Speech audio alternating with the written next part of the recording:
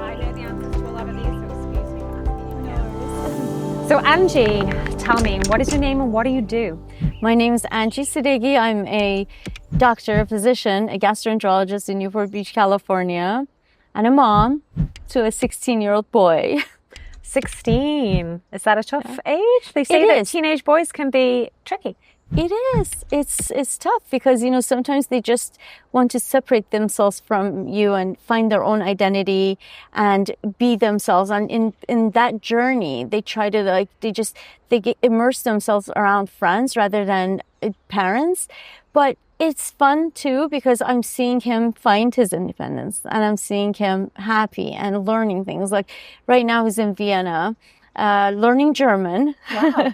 In Austria, and he's been there for almost a month. He called me and he said, one of my friends says that, I should pierce my ear. What do you think? Oh. But he's checking with me. He's going through this stage of, well, I'm almost an adult, but I'll check with her and see. And it's like being a parent for that age group is so rough because you don't want to come down on them harshly and be like, what are you thinking? Pierce your ear, blah, blah, blah. or the other day he called me and he said, well, everyone here is drinking.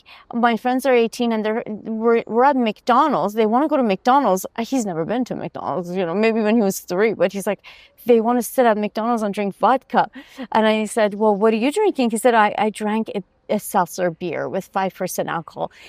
I was cringing, but it's like, you don't want to be like, how dare you? What were you thinking? You want to be like, oh, that's cool. I hope you had a full stomach before you drank, Right. Things like that. Or I told him, like, play with it. Try not to have more than one. You have to be that cool mom. You're cringing inside because you know what's best for them, but what's best for them is not necessarily what they're going to do. Right. Whether they tell you or they don't, you know what I mean? It's just one of those things. So I'm trying to be the cool mom so he'll, like, come to me and ask me suggestions and what else can you do? And I just constantly counsel him. It's really nice that you're kind of giving him the opportunity to decide what's best rather than like telling him what he should do, just kind of saying, well, have you weighed up the pros and cons? Because that's kind of you trusting that you've done your job in raising him and now is the time to give him the opportunity to use that learning to determine the best course of action. Right? Oh, yes. I mean, think about it. You and I, when we were that age, we made our mistakes. And I feel like 50% of it is the education we got from our parents telling us based on our experience, this is how you should run your life. But 50% of it was trial and error. So I feel like I don't want to constantly tell him what to do. I want him to find himself and choose what he wants to do and really want to do it the right way. Just guiding him is, I think, the best way to help him. Right. And we don't always know the right way. Exactly. I mean, do we? We're always learning. I'm certainly learning a lot from my daughter about what the right way might be. And she's often teaching me what that way is. You are so right. Okay, think about this. If you and I were totally traditional and we listened to our parents as far as diet is concerned, okay, where would we be now? It's like, so we're not always right. And I always think of that. I'm thinking, if I had to follow my parents' footsteps and eat that traditional diet they ate, I wouldn't be who I am today, as healthy as I am today, as happy as I am today, but I chose my way. Yeah. And so I feel like we have to evolve a certain, you can teach your kids character traits. Right. Teach them to be good people. However, we don't know the best and science is evolving. So in so many ways, I'm always trying to be as open-minded as I can and be the best mom as I can by showing him love.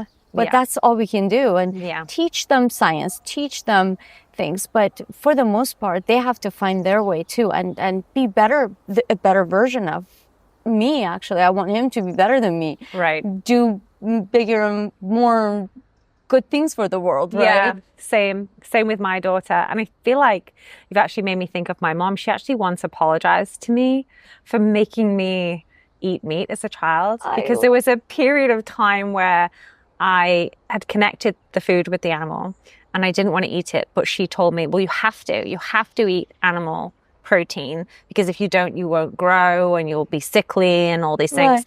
And she didn't tell me it because she wanted to lie to me or just wanted to find any reason for me to eat meat. She genuinely believed that. That was her truth. So she was telling me what, she thought was helpful to me. And now that she, learning has evolved around where protein can come from, doesn't have to come from animals. Now that she's seen me 30 years later, not having eaten meat, grown fine as far as we can see. She's kind of feels bad. And I said, well, first of all, don't feel bad because you didn't know, you did your best as a parent. Yeah. But two, this is life, isn't it? We're learning all the time. So we can't expect ourselves as parents to always get it right. Exactly. I think we have to give ourselves some grace there. But she's so sweet to apologize. I love that. So when my mom... Oh, sorry. Oh, helicopter.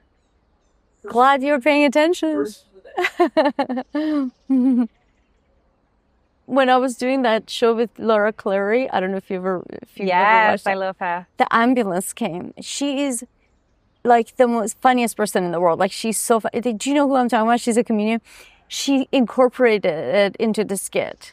We were filming with PETA and the ambulance comes and she literally just incorporated the whole thing into the skit. She's brilliant. Anyway, but I wish I could be as brilliant and funny as she for you guys, but I'm not. What was I going to say? Oh, okay. So my son was 3 years old, right? And 3 or 4 years old. And he looked at chicken nuggets and he said, where did these come from? Now, I was in a bad situation because my ex-husband is not vegetarian, not vegan. He eats a herbivore diet. And so I was like, well, honey, these come from chickens. And, and so he started thinking about things and associated the chicken nuggets to the animal. And he started forming an aversion to it. Of course, I helped him, realize, that's good that you're thinking about these things and you shouldn't be eating chicken nuggets because you don't really need it for your health and to grow up and be healthy. So slowly he just stopped eating all animal products except for dairy. And, but one time he was hanging out with his grandmother who, just like all the other parents, traditional parents think that, you have to eat meat to be healthy. So, he said, Grandma, I'm not going to eat meat. If we're going to go out, please take me somewhere where I can get a veggie burger. So his grandmother took him to In-N-Out and lied to him. Oh, I was just going to say, do they have a veggie burger? They don't. I didn't think so. They don't. So she lied to him and said, this is a veggie burger. So he ate it. And several times after that, he kept going to In-N-Out. Well, Grandma, take me back to In-N-Out because I want a veggie burger. So, he thinks now that he looks back, he's like, I can't believe my grandma did that. And it's really sad that, unfortunately, our parents and grandparents, sometimes they grew up thinking you have to have that animal flesh to get amino acids. And I don't think she was doing it to, out of, disrespect or to be, defiant. I think she was doing it out of love for Bijan, thinking, I'm going to help my grandson grow up to be healthy and have muscle mass, Right, because my initial reaction to that was like, oh, how can they defy your wishes, his wishes, and do that? But as you say, it's, they come from a different time. Their understanding is different. They were doing what I guess they thought they needed to do to give him the right nutrition. Right, yeah. So let's go back because I want to understand how or when you decided to go into the medical field. Was it at all related to the interest in nutrition that you have now, or was it a different path? So when I was a child, I was always sick. Okay. And so thinking back, what was it that made me always sick? I had really bad recurrent strep throat, and I was always going to the doctor, getting penicillin shots. I was allergic to things. I had really bad eczema, and I just remembered being very sickly. And I thought to myself, how wonderful would it be to learn the human body? How amazing would that be? And then I watched a documentary on Madame Curie one time, and my aunt who was there, kind of like telling me about who Madame Curie was and what a great scientist she was, and sometimes kind of hinted that, oh, I think you'd make a good doctor, kind of just hinted at things, not overtly, but just would hope that, I think she just always hoped that I would become a doctor, but never really said it to me in such words. And one day I was at an ophthalmology office, and this doctor came in, actually a male doctor, but walked in with the white coat and just was so sweet and so professional and so doctorly. And I thought, I like that. I was like, on the way back from the doctor's office, after he examined my eyes and, gave me my glasses prescription, I think I was 9 years old. On the drive back, I told my parents, I was sitting in the back seat, my siblings next to me. I was on the left side, looking outside of the window, just thinking, pondering. And my mom and dad were having this conversation, and I interrupted. I said, I think I want to be a doctor. They're like, okay. My dad was like, that's amazing. He was so happy I'm the firstborn. My dad was just like, oh, that would be so good. Do you know how many women you could help as a physician, as a female physician? My mom, she's so funny. She said, well, you may want to reconsider because your quality of life won't be that great. And if you want to raise kids, that may not be a good idea. And my dad, I remember, elbowed her. I think you'd be a great doctor, honey. Anyway, so that became the conversation of the night for the next hour drive. My dad was super happy and excited, and I think that kind of motivated me. Right. It was like he saw that I could do it, and I thought, well, maybe I can do it, And, he said, you can do whatever you want in this world if you set your mind to it. And so every night, after that, I would pray that I would become a doctor. No, first I would pray that I would go to the United States because I lived in Iran at the time. And I said, dear God, I want to move to the United States and become a doctor. And that was my thing every day, every night. And it happened. Amazing. How perceptive of you to have been so young, though, and to understand that the sicknesses you were dealing with were related to the body and the medical field in some way, and that you could explore why they were happening. I'm pretty sure most kids don't think beyond, I feel sick, I feel shitty today. Right. But you were thinking, no, there's a reason for this, and I'd like to discover what that reason is and how to fix it. Right? Yeah, I've always been a root cause person. Even as a physician today, I don't band-aid therapy things. I try to go into the root cause, right? Because I feel like intelligent people will fix problems, but very intelligent people will get to the root cause and prevent problems, right? Isn't that where we should always put our focus, right? So I feel like, you're right. I mean, even at that age, I was like, I want to figure myself out. I want to figure out why I'm always sick. Why am I unhealthy? And, I remember other kids didn't have to get penicillin shots on a weekly basis, yet I had 2 surgeries. I was always fatigued, and I remember I would suffer in school because I was so tired all the time, even as a child. And my parents would be called in, and the doctor and the teachers were like, we're quite concerned. She can't focus at school. And actually, one of my teachers, now, think about this. Here I am, I want to be a doctor, right? Right. But my teachers are calling my parents and going, we have concerns. She can't focus. She's always tired. She's falling asleep, and I wasn't getting good grades. So there was a lot of concern. And my parents are thinking, well, what can we do? Back then, you couldn't really go to a doctor and figure out, okay, why isn't she focusing, I kind of understand what was happening back then, which we will talk about later. But yeah, it was really cool that at that age, I was like, I want to figure myself out. So how did you figure yourself out, if you don't mind me asking? Not until many years later. Okay. I don't know if you know, but I kind of stumbled upon this whole food plant-based lifestyle accidentally because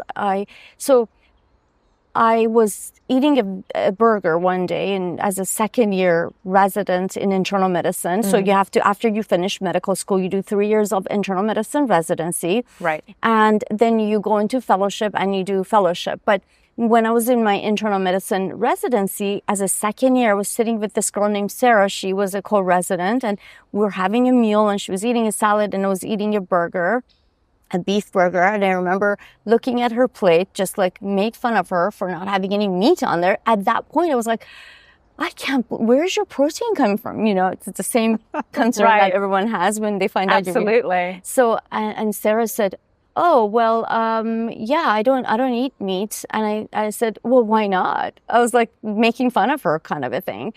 And she said, well, I love the animals and I don't want to eat them.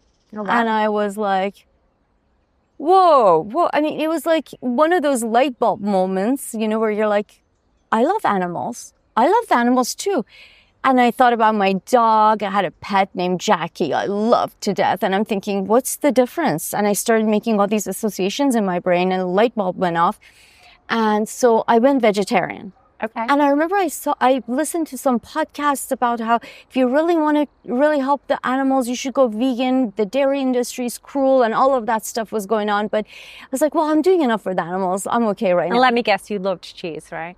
I ate a lot of cheese. I don't know if I loved it, but I ate a lot because I wanted to compensate for not eating meat. And I thought, I'm going to get my protein from cheese. I actually didn't love it. I still don't love cheese, but, you know, I like vegan cheese. I don't eat it all the time. But, you know, I was like, well, now I have to eat more cheese and eggs because I'm vegetarian and I eat anyway. So then I remember being at a conference in 2014, May of 2014, and I was listening to how terrible dairy is for you. And I was like, wait a minute. So I was trying to lose weight, become more fit. And I'm thinking, why am I eating this stuff? And later that day I ran, it's like all the you know, when the stars align, when it's so weird. Like I was talking to my cousin who's vegan, and I said, hey, by the way, I've been a vegetarian for all these years. She's like, great, but you know, if you really want to help the animals, you should go vegan. And I was like, why? She taught me what happens in the industry, the dairy industry. And I was like, okay, now, wait a minute. It's bad for the animals. I love the animals. And here I am thinking, and the science shows that it's not good for you either. So why am I eating all this garbage? So as of that day, in 2014, I stopped consuming any animal products and adopted a whole food plant-based diet. And I was a gastroenterologist, a physician. And that's when I started becoming healthier and healthier. So that's when I actually realized why I was so sick. Because it's so interesting because, you know, you've talked about this medical journey you went on where you've learned how to become a physician, right? This very, very intense, lengthy process that it takes to become a physician. And yet it was outside of that really that you were introduced to veganism by a friend. And then she sort of planted the seed, right? And then you went on from her really to explore, you know, where do I get my protein from? Is dairy necessary? And you learn then kind of your own accord that a whole food plant-based diet can actually be better for your health. It's really strange to me that they wouldn't teach you that in medical school. Yes, I mean, I don't blame them because honestly, here's the thing. There is so much to learn. Medical school should really be 10 years, you know, but it's not. And it's 4 years. But so much is crammed into 4 years that like literally if you had to learn one more thing, I don't even think that would be possible. Right. It is intense. All the pathophysiology, biochemistry, anatomy, molecular biology, pharmacology, everything you have to learn there's so much. Like literally I was studying day and night and I still couldn't get through the material that I had to learn. So nutrition usually is about 1 or 2 days. I think I had a week of nutrition knowledge, but of course, as a medical doctor, 1 week of nutrition equals to about a year of education in nutrition school, dietitian school, because, a lot of stuff is like anatomy, physiology, biochemistry, the basic stuff we learn in medical school. So it's not this, it's like so many people say, well, it was only in a week, but that's still, that's like equivalent of 1 year of schooling for someone who's not medically trained. I don't know if that makes sense. Yeah, of course, because of the intensity and depth of what you're learning. Exactly, of what we know and how fast they go. It's very fast paced. But remember, the nutrition knowledge you get is what are macronutrients, what are micronutrients, and what happens if you have nutritional deficiencies, what happens if you're B12 deficient, what happens if you're folate deficient, and it's in relation to disease, rather than teaching you what the healthiest diet is for thriving and for preventing disease. Do you see what I mean? Right. So again, like you mentioned, more about recognizing what's causing or what's, contributing to illness rather than how we can prevent that illness in the first place. Exactly. So for example, I learned all about what nutritional deficiencies do alcoholics have. And when they come in with if they're coming in drunk and you're, making sure that they don't have Wernicke's encephalopathy, what do? What vitamins do you give them? How do you treat them? It's more about disease state rather than preventing disease. And, honestly, if you think about it, nutrition research is evolving, but even 20, 30 years ago, we didn't have the same kind of information that we have now. It's evolving fast.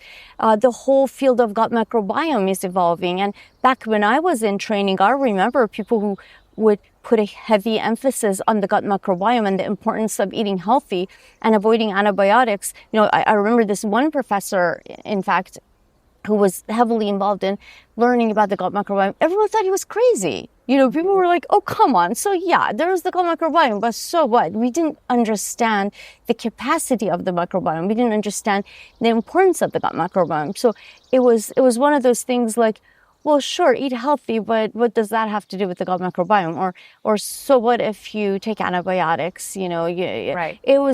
All of this has evolved. I mean, so much so, you're making me think about how just 60, 70 years ago, cigarettes were a recommended way for pregnant women to relieve stress, as recommended by medical professionals. Yeah. And now they're a class 1 carcinogen, cancer-causing product, alongside asbestos and processed meat. Exactly. So, I mean...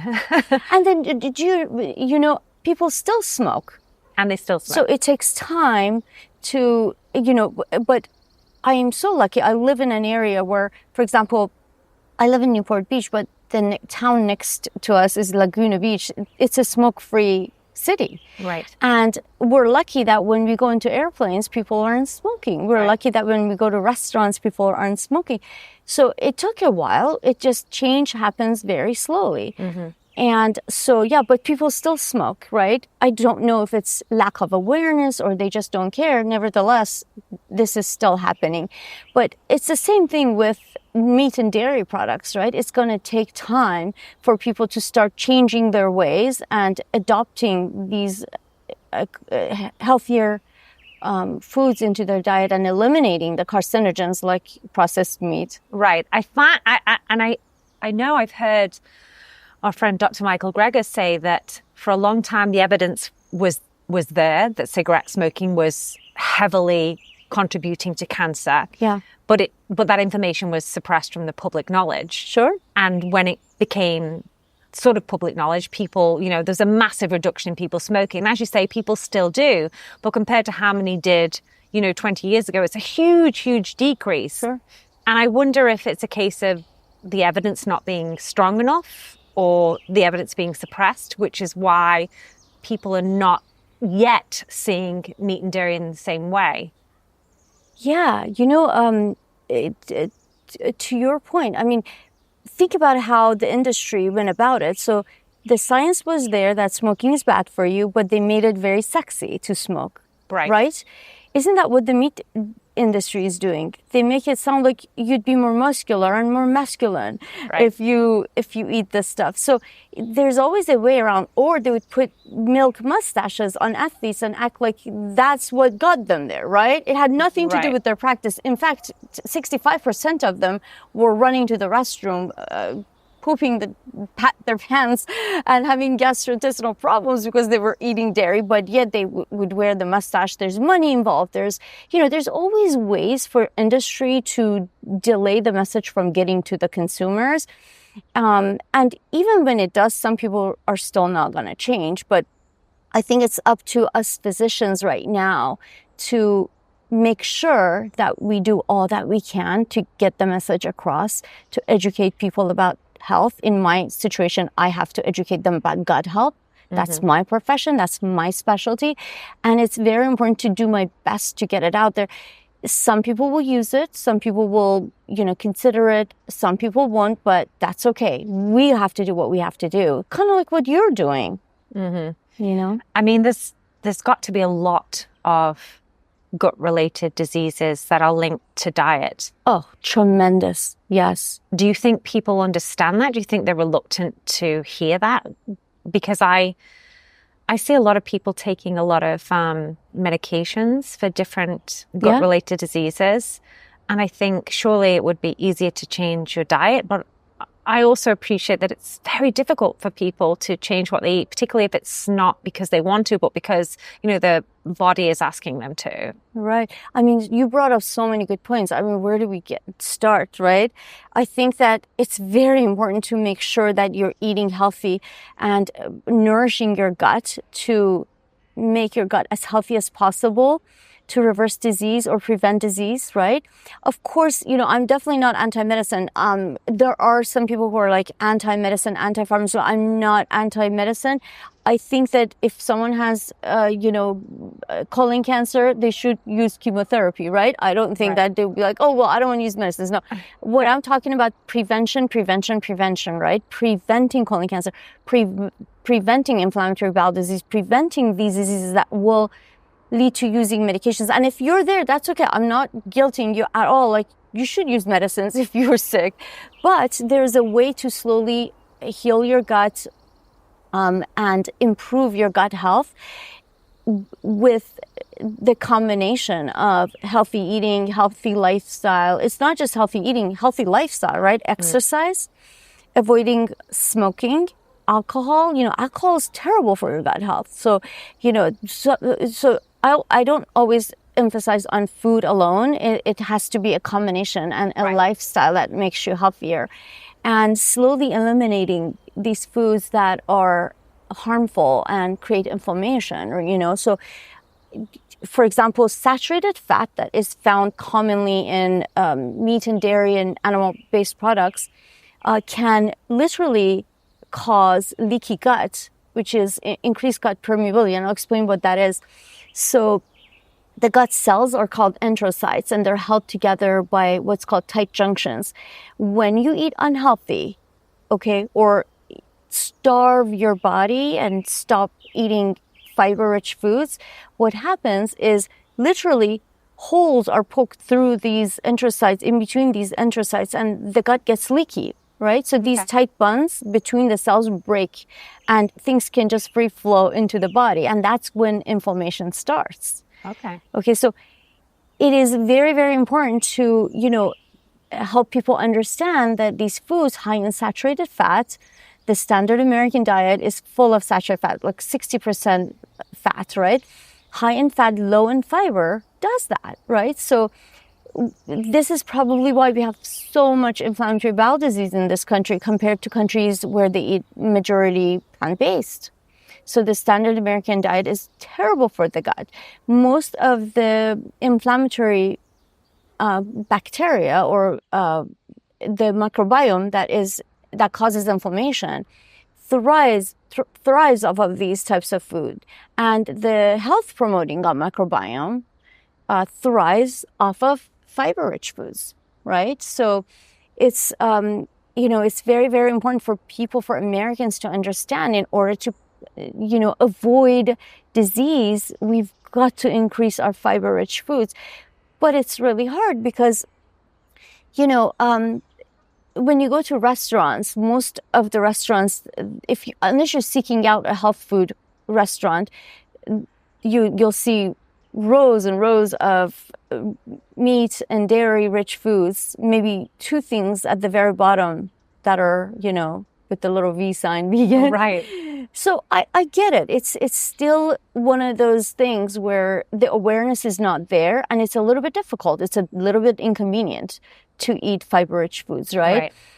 In regards to smoking, it's getting easier because when you go, you're not exposed to secondhand smoke anymore. Right, you're not walking in a bar anymore and seeing everybody smoking, which is helpful. But you are still walking to restaurants, seeing everybody chomp down on a steak or a burger or a cheesy pasta. Right? So I think we're making progress. It's not that fast. It's certainly not as fast as we want. But I don't know about you. You've been a vegan longer than I. 8 years. I don't know. You've been vegan for 8 years? Yes. Okay, so I've been a vegan longer. I feel like 10 years ago, I never saw the V sign on any menus. Right. I mean, now I'm seeing 2-3 options on the menu. So we're getting there, you know? I think it's definitely a lot easier than it was. Yeah. But I think it's important when you talk about gut health and you're talking about fiber-rich foods, I think people are often thinking about what they need to eliminate rather than also what they need to add. Bingo. And that's why I think that differential between a vegan lifestyle, which is focused on what you are removing, as opposed to what you keep referring to as a whole food plant-based diet, that's quite focused about what you're putting in, right? Because vegan doesn't by default mean healthy. You're right. Whole foods plant-based, that's focused on. Right. Twinkies are vegan. You know, exactly. Oreos, French fries, they're all vegan, but not necessarily good for the gut. That's true. That's true. Wait, are Twinkies vegan? Yes, they are, right? You're asking the wrong person. I know Oreos I've never had a Twinkie. Never mind. I meant Oreos. That's what I've never had a Twinkie. Are Twinkies vegan? Twinkies are Oreos. I know Oreos are for sure. Okay. I don't know. We don't have Twinkies are actually illegal in the UK. They're illegal? Yeah, there's something in them that is not approved by the Dietetics Association. I hear Europeans are a lot more strict in regards to these food ingredients, which is good. I think they're strict. I don't think they're strict enough. Right. And I think it's moving in the wrong direction. But yeah, I think America is relatively lax on what it allows to be put into foods. I actually saw a video on Instagram the other day of somebody with we call them a choc ice. I guess it's an ice cream sandwich here that they bought from a supermarket, and they left it out on the table for 2 days and it never melted. Oh my God. And I was just like, wow. They're like, so yeah, what is in this that is stopping something that's supposed to be ice cream made from dairy from not liquefying at room temperature? And it just goes to show how much is pumped into foods to give them longer shelf life, turning it basically into a frankenfood. And people giving these to their children by the dozen, and there's probably no nutritional value whatsoever to be had from them, which makes me question whether they can be labeled as food at all. I mean, seriously, if I had any power in the world, I would be like, this should not be food. Right, exactly. So in terms of food that people might not understand are good and bad for gut health, I think everybody can agree. An ice cream sandwich, French fries, fast food, Pringles, all that stuff. I think we all know they're not good for the gut health, but things that people might think are good, what would you say are kind of some common foods that are not good for gut health that people are consuming readily? If you were to make it very simple, so like if you learn this one concept, it'll help you understand everything, right? So, and I'm going to make it very simple. Foods high in saturated fat are bad. Okay. Right? So where do you find saturated fat? Butter, cheese, meat, generally like egg yolks and things that have high saturated fat. Yeah, I think people often see eggs as a health food, but that's not the case. Yeah, I know. I mean, I wouldn't call it a health food. It has protein, but it doesn't mean that it's a health food. A lot of saturated fat, right? A lot of saturated fat in the egg yolk, and so anything that has high saturated fat is generally bad for the gut. Okay, so what that does is it increases the stimulation of your gallbladder through a hormone called CCK, which produces bile acids. These bile acids go into your gut and they get metabolized by the gut microbiome into secondary bile acids, and secondary bile acids are toxic to the cells of the gut. So saturated fat, for that reason, is terrible. So even if you consume saturated fat, it should be at very, very small doses, Okay. not high levels. Alternatively, okay, anything rich in fiber. And I want to explain where that comes from, because a lot of people think, I've told my patients, please eat a high fiber diet, and they would think that fiber comes from the fibrous, the meat like chicken. They said, so does chicken have a lot of fiber? Because it's fibrous looking, right? So I want to clarify. Fiber comes from foods that grow from the ground, such as fruits, vegetables, nuts, seeds, grains, and legumes. And legumes are beans and lentils, right? These foods are high in fiber. Now, these fiber-rich foods go into the gut, and they kind of escape the digestive system. It's really cool. So most of the food that you consume has protein and sugar or carbohydrates and fats, right? So in the small bowel, what happens is the pancreatic enzymes flow into the gut, and it breaks down the certain sugars, not the fiber carbohydrates, but sugar carbohydrates. And some of the carbohydrates also get broken down by the brush border enzymes like lactase and galactase. But the fat and the protein, all of these macronutrients get broken down by the pancreatic enzymes, right? Okay. Fiber generally escapes that digestion. Sorry. Okay. Fiber generally escapes that digestion and the digestive enzymes and travels through the gut and gets fermented. Okay, so it's not digested, it's fermented. Now, here's where it's so brilliant, right? It's just we've evolved to these beautifully orchestrated machines to be able to break down this fiber, not by our own enzymes, but via the gut microbiome. And these biome, it's viruses and bacteria and funguses, all of these guys, they carry 100 times more genes than our eukaryotic cells. So they have more genetics in your body than your own cells. Wow. Imagine how powerful. Imagine, yeah. I'm just thinking that's hugely indicative of our health then. Exactly. Now, they produce neurotransmitters. They make vitamins. They produce all kinds of molecules that can help you or hurt you, depending on what you're eating. But going back to my last point, this fiber gets fermented. So it's not digestion, it's fermented by the microbiome into something called short-chain fatty acids. Short-chain fatty acids are the main energy source for the gut cells. Okay, so the more fiber you're eating, the more these bacteria are thriving, the more this microbiome is thriving, because they need to ferment this food, and in return for your good deed, they produce short-chain fatty acids. Short-chain fatty acids feed the cells of your gut and make them healthy.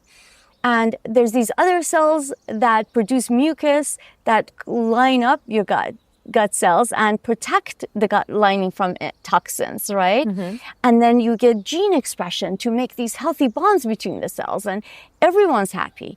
All the cells in your gut are happy. The lymphocytes, the immune system is all quiet because they're getting a lot of fiber and all kinds of short-chain fatty acids. Now, if you're eating a ton of saturated fat, right?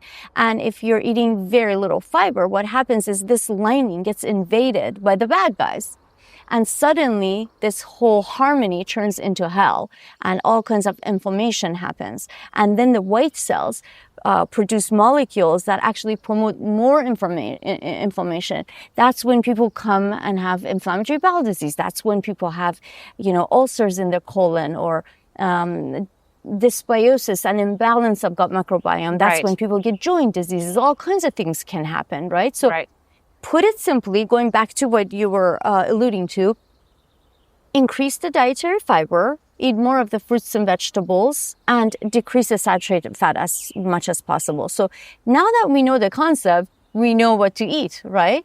Mm-hmm. It makes it easier to understand, okay, what has saturated fat, what has fiber? That's where you should always keep your balance. Okay, well okay, yeah, so I want to get it back to parenting as as this, even though this is actually super interesting for parents, because as you talked about, preventative health starts young. Yeah. So if we don't want to see these negative health outcomes in the later lives of our children, when they're adults, I guess it's very important to start early. But I have to ask before we go there, I'm seeing such a surge of interest in the carnivore diet and people claiming that it's, revolutionizing their health. How can that be true based on what you've just told me? It's not true. In statistics, N of 1 means nothing. I need to see proof. I have never seen any randomized controlled trials that show the carnivore diet is beneficial. And it's not. It doesn't make sense. And so to the parents who are listening, gut health doesn't start when you're 18, an adult. It starts when from the minute you're born, your gut health is shaped. From the minute you're out of the womb, your gut health is shaped. That's when you start getting the biome infiltrates your gut from mouth to anus. We have 100 trillion gut microbiome. From the minute you're going through the vaginal tract and you're born into this world, you start having, for the formation of your cells in your gut. And everything you eat matters. Every round of antibiotic you take matters.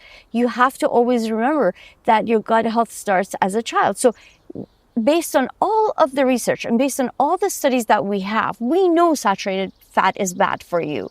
We know fiber is good for you. So it goes, that same concept goes for kids under age 18 who are 2 or 3 or 4 years old, right? Now, we are more resilient as children, right? Right. We have to be, because, trying to keep kids away from junk food is a challenge, as we both know. Of course, because if the world we live promotes it's Valentine's Day, let's eat a lot of chocolate. And, my son's school, actually, they stopped bringing chocolate to the classroom Valentine's Day. Or it's Halloween, let's eat a bunch of... So, I feel like things are changing, not fast enough in my opinion, and there's still there's a push for hot dogs and cheese pizza at birthday parties for poor kids. They're eating carcinogenic foods at little kids' birthday parties. It's like smoking around them in a birthday party. To me, it's just a bad thing to do. But anyway, it is what it is. But what I think what parents need to know is that what you're feeding your child matters. And you want to give them high fiber foods when they're younger. You don't want them to eat meat and dairy, a bunch of it. You want to give them as many fruits and vegetables as you can to help them shape the gut health that they need to live. Now, when we're younger, we're a little bit more resilient, so we kind of get away with it. But, at my age now, I would feel it if I ate badly. It's like... Because you're like, what, 23, 24 now? 25. Okay, yeah. You don't look it. Thank you. No, but it's like, when you're, after age 50, you see diseases set in, right? Right. Because suddenly we're not as... our cells are not as healthy as they used to be. We have an age-related decline, and we can't fight cancer as well as we used to. Now, couple that, the whole age-related decline, couple that with a bad diet. It's just going to be a lot worse and faster. So that's why when you see studies where people who are eating a whole food plant-based diet or plant predominant diet have less heart disease, they have less cancer, they live longer, they live healthy. All of that is because a whole food plant-based diet full of fiber and antioxidants is the healthier version, right? So I know people realize that, but I don't know why they think that they can give meat and dairy to their kids and it's okay, Right. I don't want to be judgmental, but if I could just teach parents that, their kids' gut health starts when they're young. And the more fruits and vegetables they give their kids, the more likelihood that they're going to grow up to be healthier individuals. Well, I do think there's a lack of, medical professionals like yourself talking about it, because I certainly have a lot of friends who are not vegan, who are raising children who are not vegan, who are eating a lot of meat and dairy, particularly dairy, because they very firmly believe that, dairy is very integral to the growth of their child. I mean, it's nice that now I have a very healthy, 2.5, 3-year-old who has never had dairy or meat or any animal products, and they can see she is very healthy and chubby and, thriving and energetic. At least they can see that now. But I think apart from the things I'm trying to tell them without upsetting them, or apart from what they're seeing with my daughter, and the example we set, I don't think they've had any exposure to this information, not from a trusted source at least. And so I think they do hear me and then wonder, well, if what Naomi is telling us is true, why do our doctors never talk about it? Right. Why do we not see everybody agreeing with her? Why is she in the minority? And I think maybe that is the problem, that our voices are very much so in the minority now, and the minority tends not to be as believable as the majority. You're absolutely right. There's all kinds of social proof for them, and people who are, eating a certain way, and we're the minority, and it's just hard.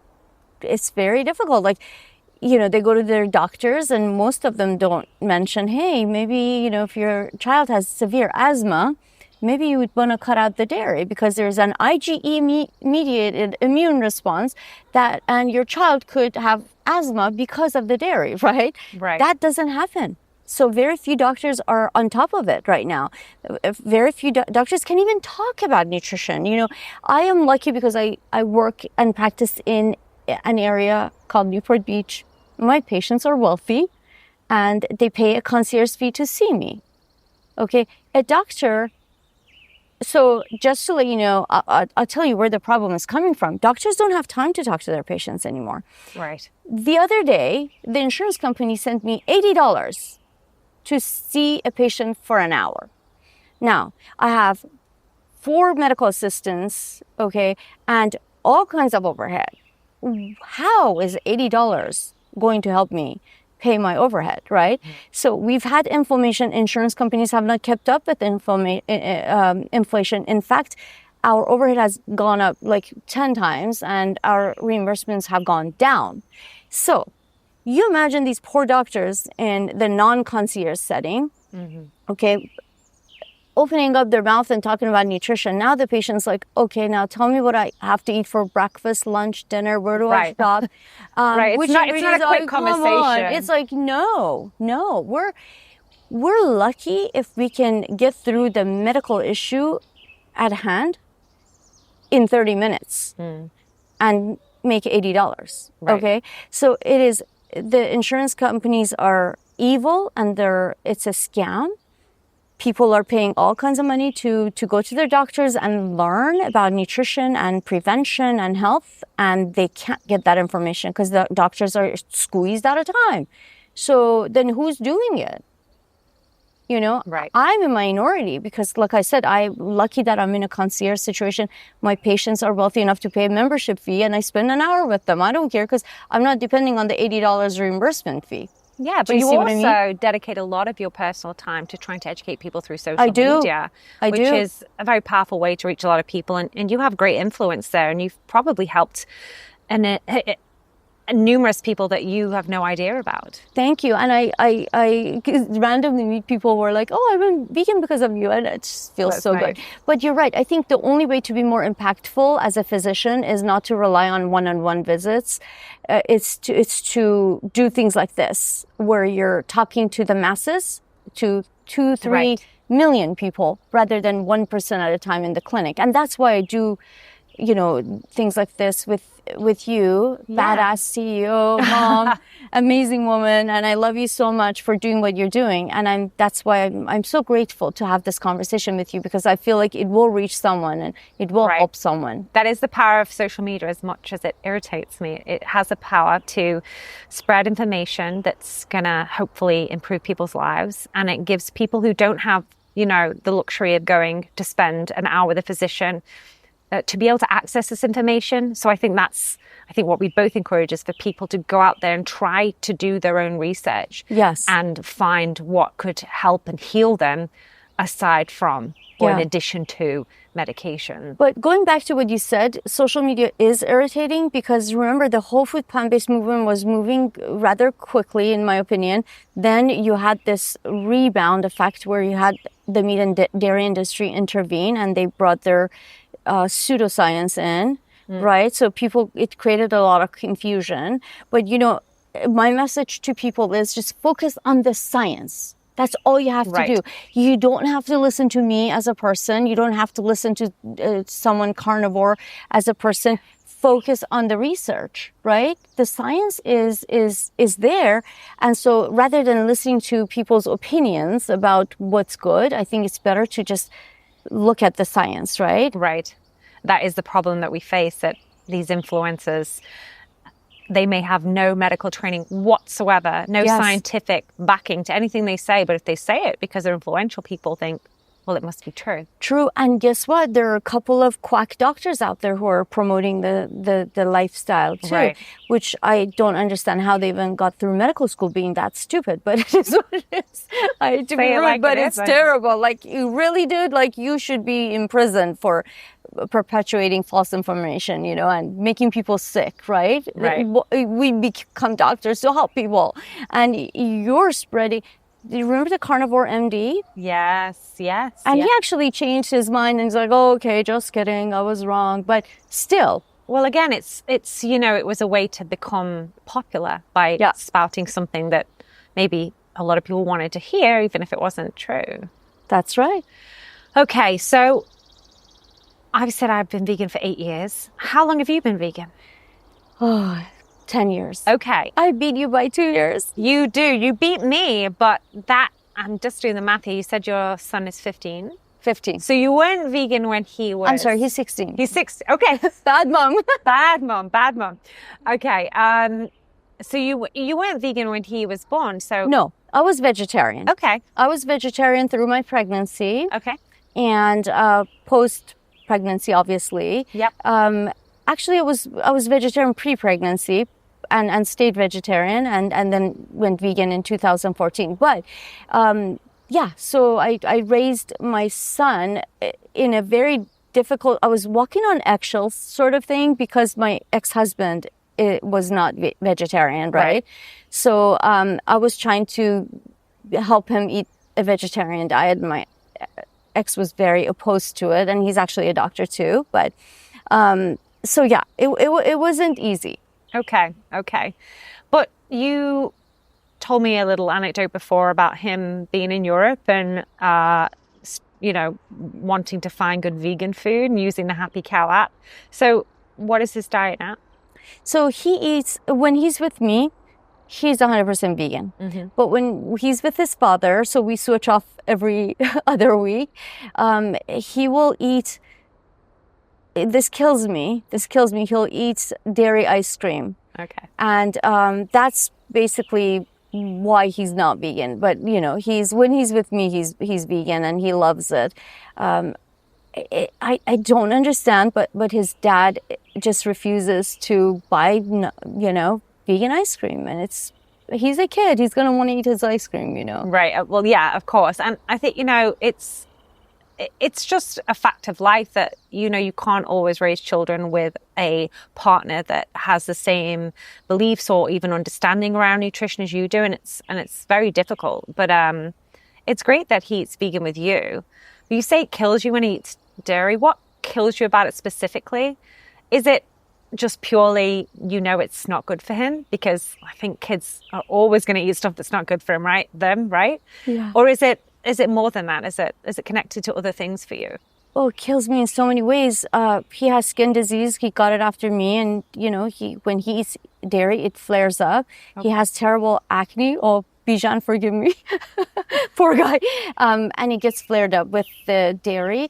I know it's not good for his gut. And when he said he gets constipated, I know that it's terrible for his health. And it just kills me. It's full of saturated fat. It's not good for his gut health. But it's also the spring effect. I have to make sure that I don't push too hard and make him hate the lifestyle, right? So I'm trying to slowly invite him to be more and more plant-based. And my son is one of those easygoing guys. Like, when he's out with his friends, he doesn't want to stick out like a sore thumb.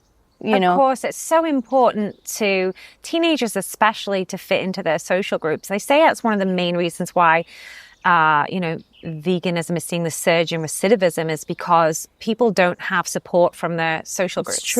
It's true. And when he's at a restaurant, he won't talk to the waiter and say, could you please make sure there's no dairy? He won't push it. He just it's awkward. It's very hard for him, and I get it. I at this, when you're 51 years old, you really don't care what people think. Maybe Yeah, should. no. I used to be an apologetic vegetarian. I was vegetarian for like 20 years beforehand, and I used to apologize. I used to go on dates and go, sorry, I have to tell you something. You're not going to like it. Don't worry, I'm not weird. And then I'd tell them I was vegetarian. Right.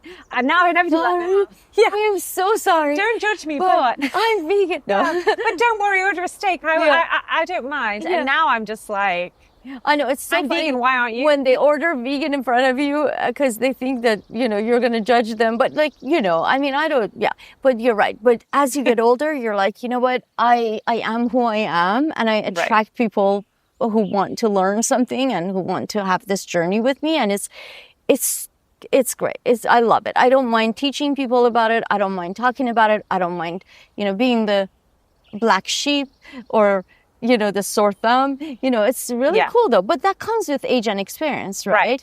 That leadership skill. Yeah, no, kids don't have that at all. They desperately want to fit in. Yes. Which I think is where, the plant-based meats are particularly helpful now. I can disguise food so it looks like other kids' foods at parties so she doesn't feel left out. But exactly. My daughter's never had a actual chicken nugget, thankfully, or an actual hot dog. So even when I have provided replicas for those social situations, she's not interested. Yeah. She's more interested in the tofu and, believe it or not, and all the veggies and the fruit, because that's what she's gotten a taste for. That's what she likes. That's what she knows. That's awesome. So I'm lucky, and I'm not naive enough to think that she will always be that way.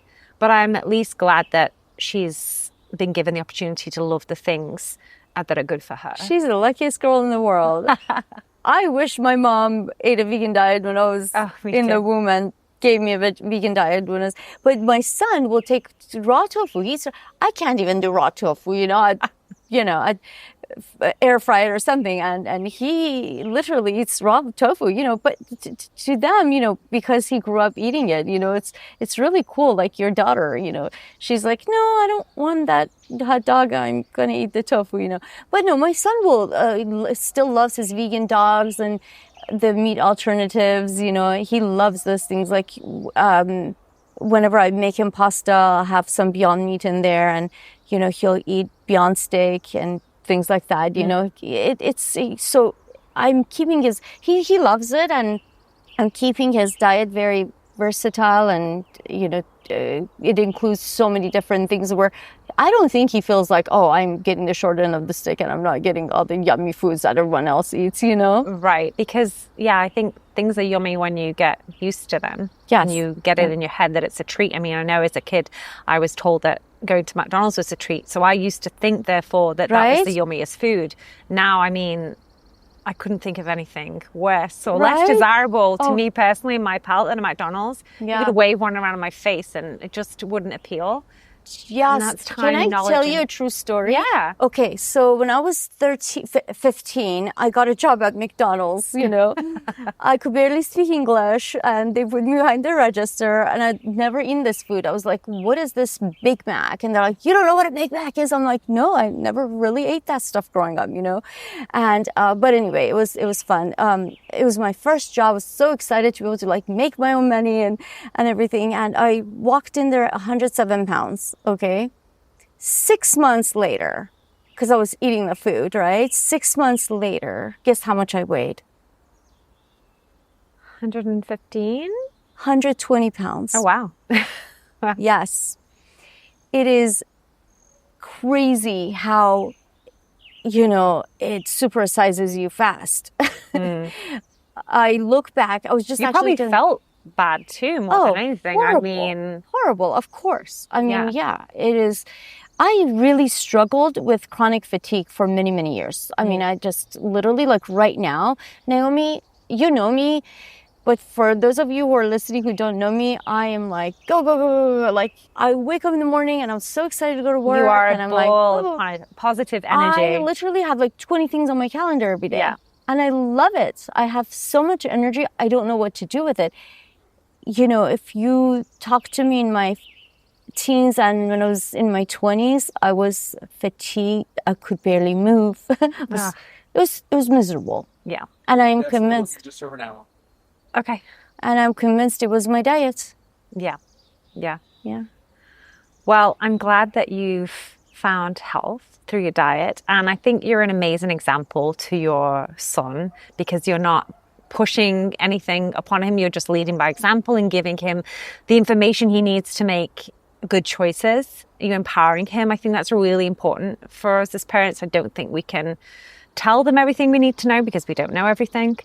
But we can definitely try to lead by example based on what we know. I mean, people often ask me, why did you choose to raise your daughter vegan? Was it a choice? But it's what I know. It's what I understand to be the best gift I can give to my daughter, the best foundation for a healthy, happy life. So obviously, if it's what I believe to be the best gift, I'll give it to her. But, I'm also very open-minded like you. If one day it turns out that we were all lied to and this is not the best way, then, I'll hold my hands up. But as you say, I've followed the science. I've spoken to a lot of medical professionals, including yourself. And I'm pretty convinced that a plant-based diet is one of the greatest gifts we can give to our children. It really is. Full in micronutrients. I mean, if anyone is ever worried, I mean, if you're eating a whole food plant-based diet, you're getting all the macronutrients and all the micronutrients that your growing child is going to need to thrive. All of those amino acids that come from meat are plentiful in a whole food plant-based diet. And one should not worry. A well-designed plant-based diet is far healthier than the standard American diet that we were lied to about, traditionally told that we should give our kids. Right. So yeah, I would really, but I admire what you're doing. You're following the science, and the science shows that children who are eating a well-planned whole food plant-based diet are healthy and they're going to thrive. So good for you. I mean, honestly, if there's any doubt in my mind that what I was doing for my child was not good for her health, even though it's kind of my love for animals that initially spurred me on to being vegan. If it was just that, if it was just, well, I don't think you should eat animals because I think it's cool and I don't want to contribute to the animal exploitation industry, then I could see that as, being questionable. Yeah. But I wasn't pleased, I guess, to find out that it's nutritionally complete. I was shocked to find out that a plant-based diet is extremely healthy, if not healthier than an omnivorous diet. Right. And yet to spend most of my life believing the contrary. I mean, it took a lot to convince me that actually this was the best diet. Mm-hmm. And people often assume, I think, that with vegans, it's the other way around. Right. That we go vegan because we love animals, and then we convince ourselves that it's also the healthiest. Right. I mean, for me, that was the biggest shocker, that it was also the healthiest. And that made me think, well, then why are we killing all these animals? Right. It's not even good for us. Right. Exactly. I mean, it's so cool. Like, we always find our way into that vegan lifestyle through either ethical or health. Mm-hmm. But we also end up thinking, oh, wow, it's good for both, Isn't that cool where you don't have to choose? It is. It's great. And the environmental effects. I didn't know about that when I think it took me 5 years to learn about that. For me, it was ethical and health, and then the environment. Environmental. The trifecta. Yes. The trifecta. Well, wow, Angie, this has been super great, super informative. I could talk to you forever. I know. I wish it didn't have to end, but I want to end it with a fun question. Sure. I always speak to such amazing people who seem like amazing, perfect parents, but I know that, sometimes shit hits the fan. Sometimes we fail. Sometimes. Okay, maybe more than sometimes. Is there a time when you had a big parenting fail that you can remember that stands out to you? A funny story about parenting, or a time then you just were like, I got this wrong. Oh my God. Yeah. Okay. So I was such a big nerd, right? Like throughout school, like I loved studying. Math was my favorite subject and science and all that. Like I Okay. was such a bookworm. And then, I have a son who hates school. Like he literally hates it. And I have to wake him up and force him to go to school. And, I took summer classes just for fun to get ahead. And he's like the opposite of me. And I'm thinking, what did I do wrong? I have no idea, but it's just so funny how, parenting is the hardest thing I've ever done. Becoming a doctor was a breeze compared to being a parent. Oh, I just wow. think it's very difficult. I think my son is brilliant, but he hates school. And so it's like one of those things where you're like, wait till Scarlett's older. We don't know yet. She might love it and she might just get straight A's, but it's a struggle for me. Well, you never know. I mean, yeah, just the fact that a child comes through us, does not mean that they're going to be anything like us, I guess, which is always a shock for parents to realize. But I guess it's nice to also see them growing into good people, no matter what path they take to it. So that's where I've succumbed. I'm like, okay, you know what? It's okay. He doesn't have to be a straight A student, but you know what? He's a good person. Right. And he's the best. He's just awesome. And I love him to death. And, I just want him to be happy and a good person. Well, with a mom like you, I'm not surprised he's a good person. Thanks. You're an amazing person, and thank you for choosing to share your wealth of knowledge about nutrition with the world. It's going to help a lot of people. Oh, my absolute pleasure. Thank you for interviewing me. Thanks, Angie.